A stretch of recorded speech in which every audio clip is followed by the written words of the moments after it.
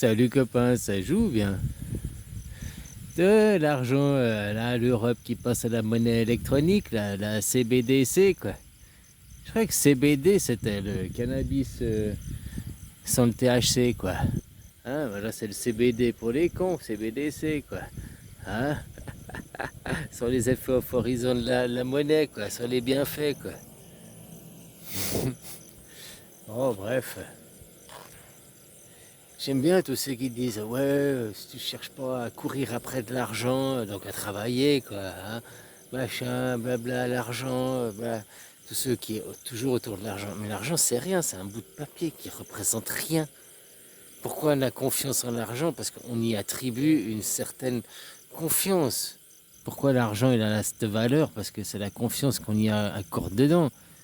Si demain on dit que 1 euro il équivaut en réalité à 1 centime d'euro, bah voilà, c'est une valeur qu'on fixe. Si on a confiance en dollars, si on a confiance au pétrodollar, en machin, c'est parce que le système a confiance. Les banques, tous les économistes, tout le monde a confiance en cet argent, quoi.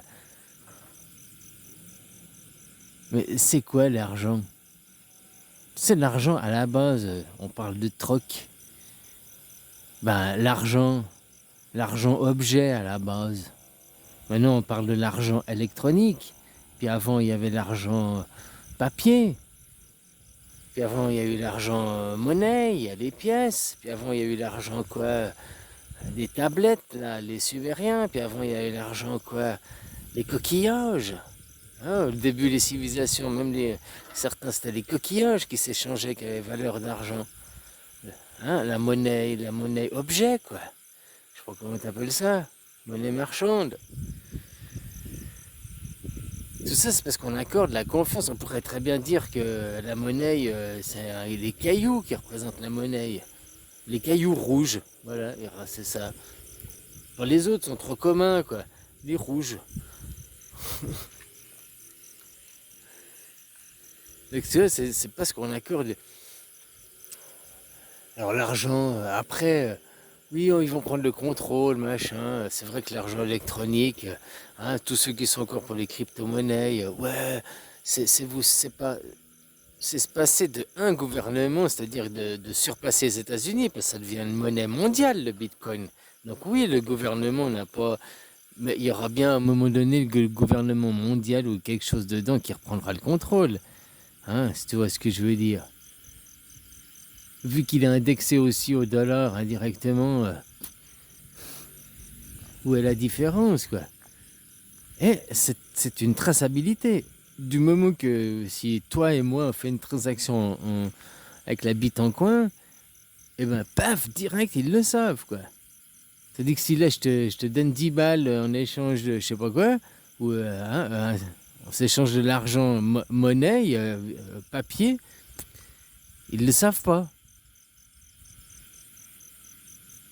Et moi je peux te donner cet argent papier, que toi tu vas le donner à quelqu'un d'autre, qui le donne à quelqu'un d'autre. Ouais, il y a de l'argent, il passe, mais il est volatile, ils ne savent pas où il est, dans quelle main, combien de temps. C'est-à-dire qu'après, avec le bitcoin, le moindre petit centime de bitcoin, eh ben, ils sauront, il a passé dans cette main, dans cette main, dans cette main, à telle heure, tel jour, à tel endroit. Alors ceux qui gueulent contre la traçabilité, j'en aime bien parce que c'est les paradoxes de certains. Il y en a, ils sont, ouais, c'est bien, on peut, un argent pour se sortir du système, pour blablabla, alors que cet argent, il est traçable. Donc, voilà, quoi. Le pire, ce serait de revenir à la gratuité, hein. Parce que tu vois, si on prend l'argent maintenant, l'argent, les dollars, les machins. Ok, on va parler de l'argent coquillage alors. Hein? On s'échange des coquillages, quoi. Pourquoi on donne de la valeur à un coquillage en échange de temps? Pourquoi on ne rentre pas en gratuité? Qui a décidé à un moment donné qu'il fallait mettre de la valeur à des choses? Alors, on pourrait dire que d'un côté, c'est pour l'homme de Cro-Magnon, le poussé, quoi, l'homme singe. S'il a pas une carotte, un bâton, le bourricot, il avance pas. C'est pour l'homme animal, quoi. Parce que c'est notre fond, hein, c'est notre nature. On a beau se dire, nous sommes intelligents, Ah, blablabli, blablabla.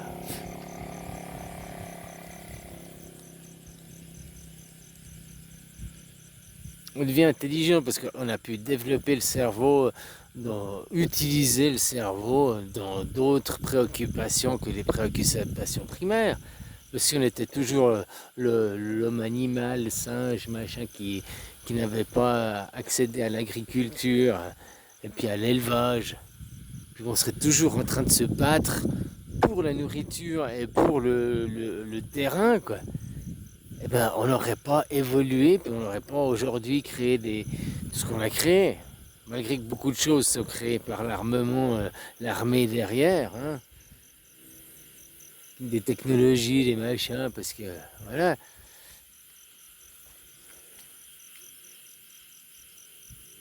Mais si on était toujours à chercher nos ressources primaires, bah, comment tu veux développer le cerveau d'autres choses?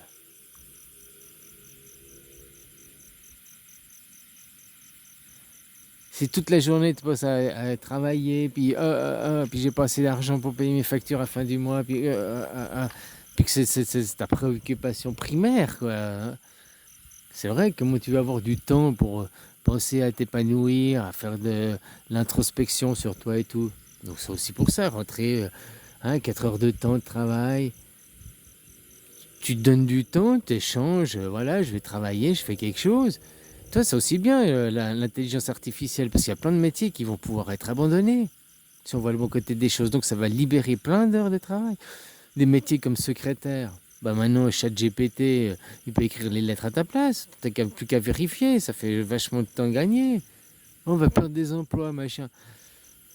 Bah non, t'engages toujours le même nombre de gens, mais au lieu d'y travailler 8 heures, ils travaillent plus que 4 heures. Voilà. Ouais, non, mais le profil est dit. Mais faut arrêter avec ces systèmes, quoi. Quand le mec, il gagne, je sais pas combien, 12 000 ans de salaire en un an, quoi. Contrairement, puis il fait rien, hein. Le patron, il fait rien, quoi. Tu sais, comme on dit, un patron, c'est celui qui est assis sur la tâche, qui est assis sur le travail, et puis qui ordonne, qui donne des coups de fouet. Allez, travail, allez, allez, allez. Ça c'est un patron, quoi. Un leader, c'est celui qui est avec les autres, qui tire le travail en avant, qui fait aussi la tâche, qui participe à la tâche. C'est pas celui qui est dans son bureau puis qui va boire l'apéro à longueur de temps les journées et puis oh, ben, c'est le patron, mais c'est normal, c'est le patron, c'est normal, il cherche des clients, c'est normal, quoi. Tu comprends? Non, c'est un patron, c'est un boss, quoi. C'est un mec qui utilise les autres, c'est pas un leader, quoi. Un leader, il a besoin des autres pour faire un projet, pour aller de l'avant, mais il participe aussi à l'effort collectif. Pas juste à donner des ordres et à réfléchir. À la sale besogne aussi. À foutre la main à la pâte aussi. J'aime bien qu'il y en a qui me jugent, puis ils disent ouais, t'es un loser, tu cherches pas à faire de l'argent, tu cherches pas. Pourtant, que je discute avec, je leur explique plein de trucs. Ils disent oh, mais tu connais plein de choses, pourquoi tu fais. Mais ça m'intéresse pas. Puis ils comprennent pas, des fois. Comment ça t'intéresse pas? Comment ça? Que tu auras compris que plus tu veux accéder au bonheur, eh ben, faut abandonner le matériel, quoi. Elle est là, la solution. Plus tu abandonnes le matériel, que tu te consommes de tes besoins du minimum, voilà, bah, plus tu accèdes au bonheur, au vrai bonheur, pas au plaisir, au machin et tout, quoi. La sérénitude, la paix intérieure, tout ça.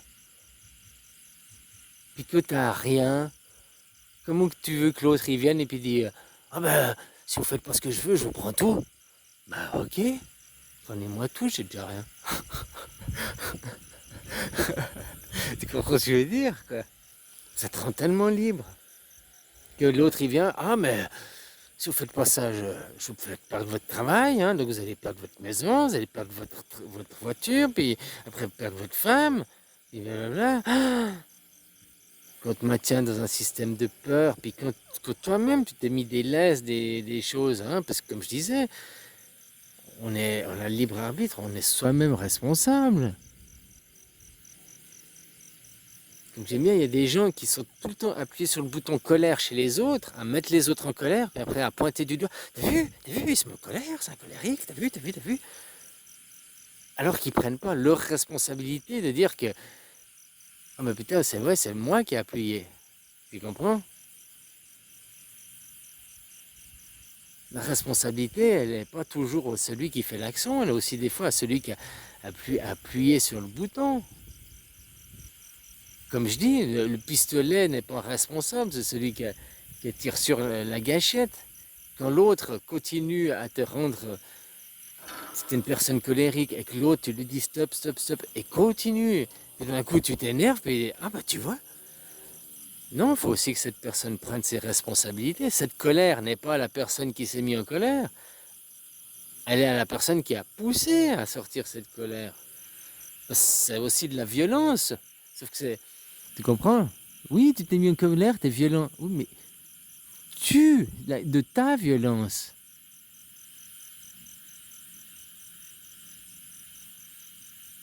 Tu comprends ce que je veux dire? Je donne un exemple, ma maman elle dit tout le temps, oui, tu t'occupes pas des enfants. Ouais, je m'occupe, hein, je joue avec, machin et tout. Mais quand elle dit ça, oh, tu t'occupes pas des enfants, c'est que je m'occupe pas comme elle des enfants. C'est-à-dire que je leur donne pas des ordres. Je leur dis pas, arrête de courir, fais moins de bruit, silence. Pour moi, c'est pas des images, des photos, puis jacadi, quoi, tu vois. Avec ma maman, c'est ça, quoi. C'est jacadi, quoi. Pas bouger. Dès qu'elle te regarde, pas bouger, rien faire, quoi. Que moi, je les laisse faire, je les laisse courir, je les laisse jouer, parce que le bruit ne me dérange pas. Parce que j'ai la paix intérieure, même au milieu d'un concert de rock, j'ai la paix intérieure. J'ai pas besoin d'exiger que les autres se taisent, exiger que les autres arrêtent de courir, d'exiger que les autres soient des statues pour avoir la paix intérieure. Tu comprends? Oh, voilà, c'est son style, c'est elle, c'est sa programmation mentale. On parlait de programmation. Eh ben pour elle, elle devient tyrannique, autoritaire. J'ordonne, tu dois faire ça. Je suis un gardien de prison et non pas un guide, quoi. Et ça, non, c'est normal. C'est pas de la violence, c'est normal. Alors que pour moi, je trouve que c'est extrêmement violent d'interdire à un enfant de jouer, de crier. Tu veux qu'il fasse quoi? Elle, c'est toujours, bah, prends ton téléphone, arrête de jouer. Il joue et machin. Non, c'est prends le téléphone, joue, regarde le téléphone, sois sage. Regarde le téléphone, sois sage. Et quand ils sont vers moi, bah, je les laisse courir, jouer, machin et tout. Puis après, tu t'en occupes jamais. Non, je m'en occupe pas comme toi. C'est pas un tyran. Et après, elle prend le téléphone à ma soeur. Ah, mais c'est que j'aime les enfants. Toujours à pervertir pour s'attirer la couverture à elle. Je suis la personne bien, je suis le bien, moi, je suis le bien. Tous les autres, c'est le méchant. Moi, je fais que le bien. C'est pas de la faute de l'enfant qui court que, hein, c'est parce que s'il fait du bruit, c'est le fait qu'il court, que ça fait du bruit et tout, que je l'ordonne, je l'exige. Non, je suis quelqu'un de bien de faire ça. Moi, je suis le bien incarné, quoi. C'est pour ça que j'utilise le chantage contre les enfants. C'est pour ça que j'utilise...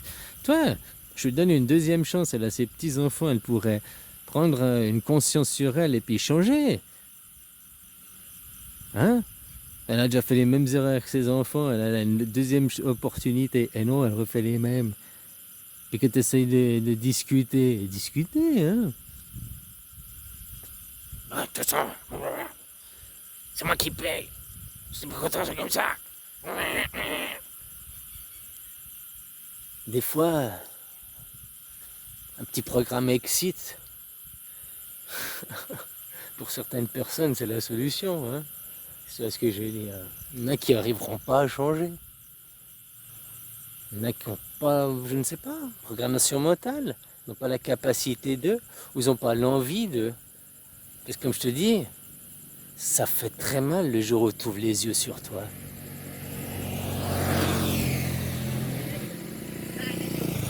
Et après, ce qu'il faut surtout pas, c'est se juger.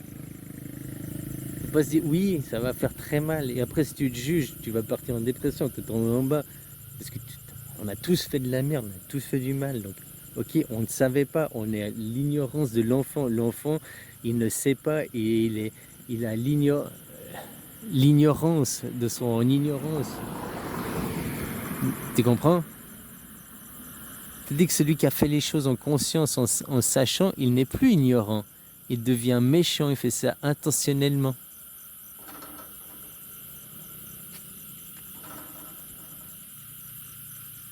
Enfin voilà quoi.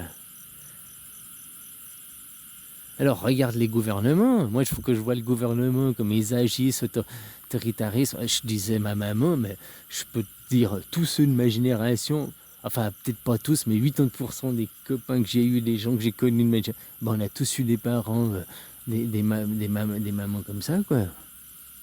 Autoritaires, machin, donner des ordres. Je sais pas, c'est leur génération qui a été élevée comme ça, quoi. La génération, je ne sais pas, quoi. Je suis pas elle, je suis pas dans le jugement. Moi, je constate juste que c'est comme ça, quoi.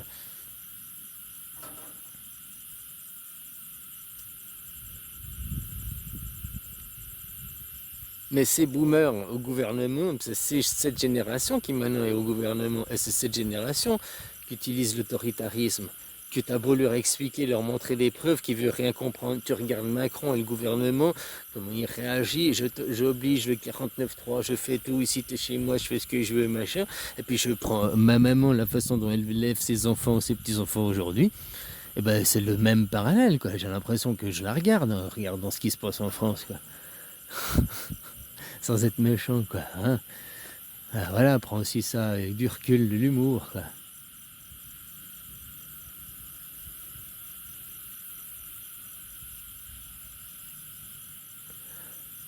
Bon allez, bisous copain. Puis c'était quoi le CBD, je parlais au début, quoi. Hein, encore un truc, l'argent, quoi.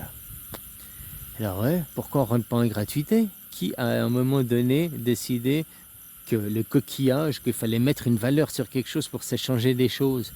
Pourquoi juste le temps, fallait mettre, là ça suffisait plus, quoi. Il fallait que le temps soit modifié en un coquillage.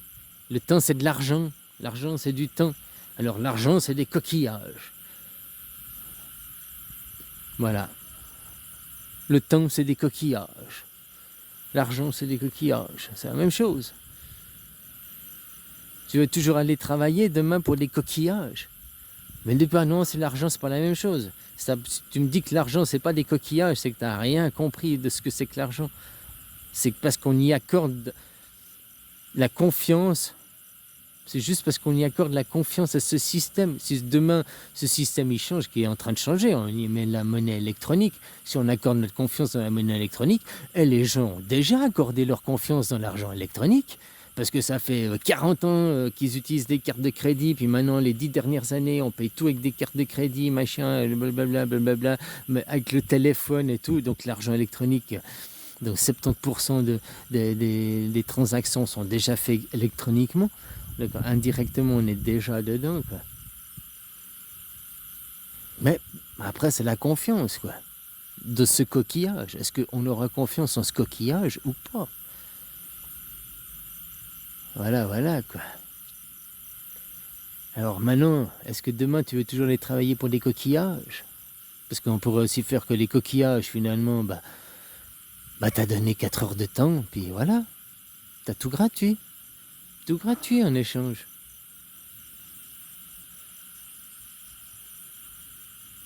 Comme t'entends ceux qui font la récession. Oh, la récession, à cause de la guerre en Ukraine. Alors qu'elle a commencé en 2021. Un an avant la guerre en Ukraine. Là, tout ce que... Le pipeau, le machin, tout ça, ça a bon dos, quoi. Comme je te dis, il faut que ça vienne du peuple aussi. C'est peut-être pour ça qu'ils poussent les gens pour qu'un nouvel ordre émerge. Tu as vu, des fois, il y a des preuves dans l'histoire. Les gens ils disent, regarde l'histoire, les preuves. Et ben, l'histoire nous prouve aussi qu'il y a eu des choses vraiment excellentes, poussées, mises en avant par les gens du gouvernement, et que ça n'a pas marché, justement, parce que les gens l'ont refusé.